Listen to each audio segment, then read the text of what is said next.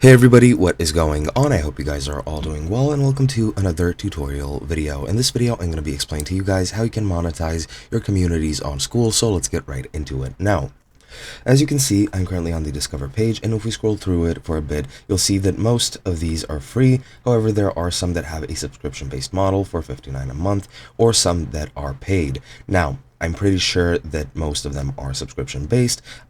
This is the first time that I'm seeing this, and it might be a one-time payment.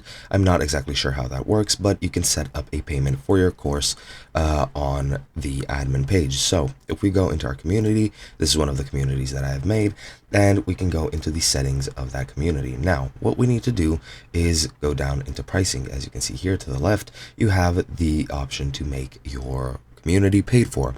Now, if we click on add a price, as you can see, you need to use Stripe. So once you connect Stripe to actually receive payouts from your subscriptions or your payments, you will be able to add a price to your community. You can give a 7-day free trial, which I do wholeheartedly recommend, since people will be able to test out your community and see if it fits them, and if they like it, then they will be more likely to pay for the subscription or for whatever there is. Now, once you do set up your subscription, you do need to have a way to get paid out, which is Stripe. So once you connect that, if you go into payouts, you'll see the current balance or the pending payouts. And as you can see, I don't have any since my community is free.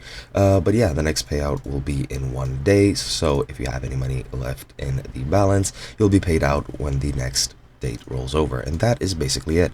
Hope you guys enjoyed, and I'll be seeing you guys in another video.